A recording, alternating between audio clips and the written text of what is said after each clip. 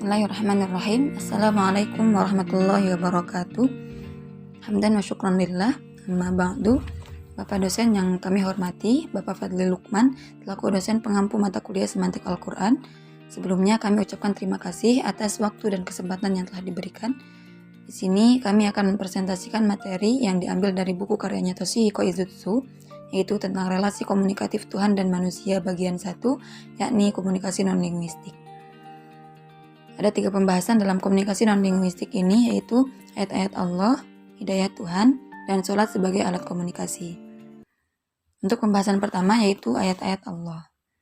Karena komunikasi ini bersifat non-linguistik, yang artinya tidak secara bahasa, maka kehendak Tuhan untuk membuka komunikasi antara dirinya dengan manusia, menurut Al-Quran itu terwujud dalam bentuk Dia mengirimkan ayat atau tanda. Pada dasarnya, hubungan komunikatif antara Tuhan dan manusia itu bersifat timbal balik, baik dari Tuhan kepada manusia maupun dari manusia kepada Tuhan. Nah, konsep ayat ini termasuk komunikasi Tuhan kepada manusia, yang mana di sini tugas manusia yaitu menerima dan merespon. Tuhan berkomunikasi atas inisiatifnya sendiri, dan manusia merespon terhadap inisiatif yang dilakukan oleh Tuhan. Karena ayat ini bersifat non-linguistik, maka kehendak Tuhan dimanifestasikan secara global.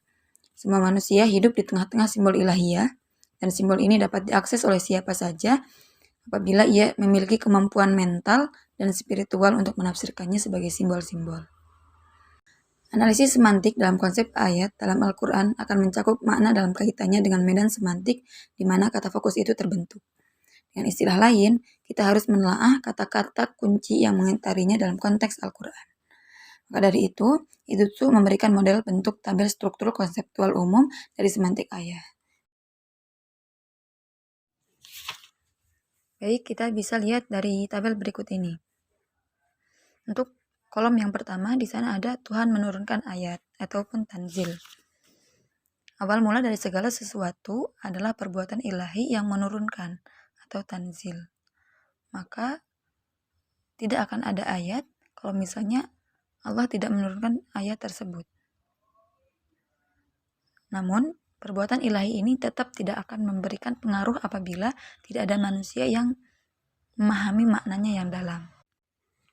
Sebanyak apapun Tuhan menunjukkan kepada manusia ayat demi ayat, apabila manusia tidak mampu memahami maknanya, maka ayat yang diturunkan tersebut tidak akan ada gunanya. Ayat ini akan mulai menunjukkan pengaruh positifnya apabila manusia menunjukkan pemahaman yang mendalam. Bisa kita lihat di kolom yang kedua, yang mana manusia memahami ayat ini dengan aqala, fahima, fakiha, tafakkara, tadakkara, tawassama, dan lain-lain. Akan tetapi, itu merupakan respon fisikal pertama yang pasti akan dilakukan oleh makhluk yang berakal ketika dihadapkan dengan ayat atau tanda-tanda yang ditunjukkan oleh Tuhan. Akan tetapi, poin pentingnya, menurut Al-Quran, perbuatan manusia dalam memahami ayat tersebut sumbernya terletak pada kemampuan psikologis yang disebut lub atau qalb atau hati, sebagaimana bisa kita lihat di kolom nomor 3. Mengapa demikian? Karena hati merupakan sesuatu yang memungkinkan manusia untuk memahami makna ayat ilahi. Sehingga apabila hati ini tidak terlibat dalam pemahaman ayat-ayat Tuhan ini, maka itu sama halnya dengan manusia itu sama sekali tidak dapat menunjukkan pemahaman. Masalah hati ini nantinya akan menyangkut terkait dengan makna ayat ilahi yang diwahyukan, yang mana qalb di sini sebagai yang memahami. Hati itu sesungguhnya dibuat sedemikian rupa sehingga ia dapat mengetahui arti ayat. Apabila hatinya berfungsi secara normal, maka manusia bisa memahami ayat ini sebagaimana mestinya. Bisa kita lihat di kolom nomor 4 bahwa makna-makna ayat di sini memiliki 2 hal yang bertentangan, yang mana terkadang ayat ini berupa nikmat, rahmat yang melambangkan kebaikan ilahi, dan hal ini merupakan tabsir atau kabar gembira. Di sisi lain, ayat ini berupa hukuman, pembalasan yang melambangkan kemurkaan Tuhan. Dan hal ini yang biasa disebut dengan indhar ataupun peringatan. Pada kolom selanjutnya, baru kita akan membahas berkenaan dengan respon manusia terhadap ayat. Respon manusia pada dasarnya terdiri dari menganggap dan menerima ayat sebagai kebenaran atau tasdik, atau menganggapnya benar-benar salah dan menolak ayat itu atau takdzib. Kedua, respon manusia ini terhadap ayat sangat penting karena secara langsung kondusif bahwa manusia itu di satu sisi dia iman dan di satu sisi dia ingkar. Maka bisa kita lihat di kolom selanjutnya, yang mana ketika dia menganggap bahwa tanda tersebut merupakan nikmat dan rahmat dan ia membenarkan, maka akan menjadikan manusia itu bersyukur. Begitu pula ketika manusia itu memaknai ayat itu sebagai indhor, peringatan, tapi dia tetap percaya, tetap meyakini bahwa itu adalah sesuatu yang benar, maka akan menjadikan manusia itu menjadi orang yang bertakwa. Sedangkan ketika dia ingkar dan menganggap bahwa makna ayat Allah itu, makna ayat ilahi itu sebuah ancaman, maka akan menjadikan manusia itu menjadi kufur. Maka dari itu, ketika dia bersyukur dan ketika dia bertakwa, maka dia menjadi orang yang beriman. Dan ketika dia kufur dan tidak mempercayai ayat-ayat Allah, maka dia menjadi orang yang kufur. Maka dari itu, kesimpulan dari konsep ayat ini yaitu ketika Tuhan menurunkan ayat atau tanda, maka manusia meresponnya dengan dua cara. Yang pertama, tasdik, yaitu menerimanya sebagai kebenaran, yang mana nantinya akan berujung dengan kepercayaan atau iman. Dan yang kedua, takdzib, menolaknya sebagai kepalsuan, dan berujung kepada ketidakpercayaan atau kufur. Poin kedua, dari relasi komunikatif Tuhan dan manusia, yang termasuk kepada komunikasi non-linguistik, yaitu hidayah Tuhan. Sebagaimana telah dijelaskan di materi sebelumnya mengenai ayat, di sini konsep tentang ayat digantikan dengan konsep bimbingan atau huda. Menurut pandangan Al-Quran, ketika Tuhan mengirimkan ayat, itu sama halnya dengan Allah memberikan bimbingan atau hidayah. Akan tetapi, dalam memahami hidayah Tuhan ini, Toshihiko Izutsu memaparkan dua pemahaman yang berbeda. Untuk pemahaman yang pertama, itu sama halnya dengan konsep ayat, yang mana ketika Allah memberikan huda kepada manusia, maka manusia ini diberikan pilihan, bebas untuk merespon perbuatan ilahi ini dengan dua cara, baik itu dengan ihtida atau mengikuti bimbingan yang telah ditawarkan, dan bagi siapa yang mengikuti bimbingan ini, maka balasan baginya surga.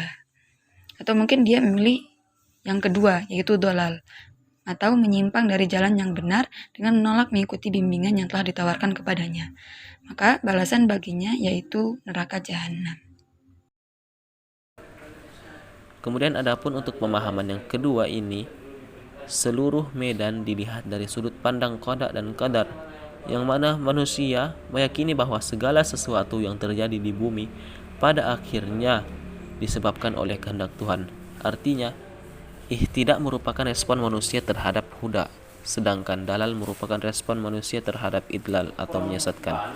Jadi dalam perspektif ini, manusia tidak bisa memilih. Baik dia ihtidak maupun dalal, itu bukan karena kehendaknya sendiri, tetapi karena Tuhan sendiri yang berkehendak seperti itu. Segala sesuatu tampak sudah pasti dan tentu sudah ditentukan sejak semula, sehingga dalal atau tersesatnya manusia tidak lain merupakan akibat langsung dan niscaya dari idlal, tindakan atau menyesatkan dari Tuhan. Dan tindakan ilahi atau menuntut kepada kesesatan ini tak dapat ditolak oleh siapapun, sehingga dalam kasus seperti ini bahkan Nabi sendiri pun tidak pernah berharap untuk menuntun seseorang kembali ke jalan yang benar, sebagaimana berulang kali ditegaskan dalam Al-Quran. Baik, materi atau poin selanjutnya yaitu sholat sebagai alat komunikasi. Hubungan komunikatif antara Tuhan dan manusia pada dasarnya bersifat timbal balik. baik dari Tuhan kepada manusia maupun dari manusia kepada Tuhan. Apapun bentuk komunikasinya, mau itu verbal maupun non-verbal, misalnya ketika Allah memberikan sebuah karunia atau rezeki atau nikmat kepada kita, maka kita sebagai hamba memang sudah sepantasnya bersyukur atas apa yang telah diberikan oleh Allah kepada kita. Nah, bersyukur ini menjadi salah satu balasan timbal balik manusia kepada Tuhannya atas apa yang telah diberikannya.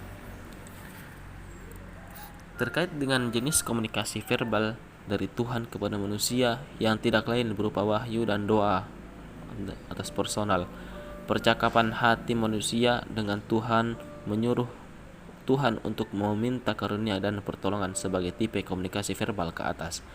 Dengan cara yang sama, komunikasi ilahiyah non-verbal di mana Tuhan menurunkan ayat non-verbal. Maka, sebagai imbangannya, manusia melakukan ibadah dan amalan agama yang disebut sholat. Sesungguhnya sholat atau ibadah sangat penting dilihat dari sudut pandang, tetapi dari sudut pandang tertentu dalam studi ini, ia merupakan salah satu di antara berbagai komunikasi non-linguistik dalam arah yang naik, yakni dari manusia kepada Tuhan sebagai ekspresi formal kekaguman manusia yang mendalam terhadap adanya yang Maha Kuasa. Manusia bukan sekedar penerima perkataan dan ayat-ayat Allah secara pasif, tapi didorong dan diperintahkan untuk menyatakan secara positif perasaan kekagumannya melalui situasi siklus tindakan jasmani bersama-sama orang lain yang memiliki perasaan yang sama dengannya. Tentu saja, sholat meliputi unsur-unsur verbal, karena di samping gerakan-gerakan tubuh yang telah ditetapkan, membaca kitab suci, mengucapkan pangkuan iman, sholat bagi nabi dan sebagainya merupakan bagian penting dari ibadah.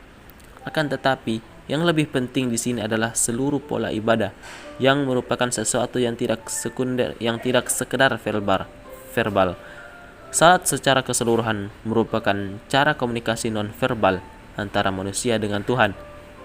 Ia merupakan cara manusia untuk melakukan hubungan langsung dengan Tuhan melalui bentuk ritual yang telah ditetapkan. Baik, mungkin itu yang dapat kami sampaikan. Kurang lebihnya mohon maaf. Dan terima kasih atas perhatiannya. Assalamualaikum warahmatullahi wabarakatuh.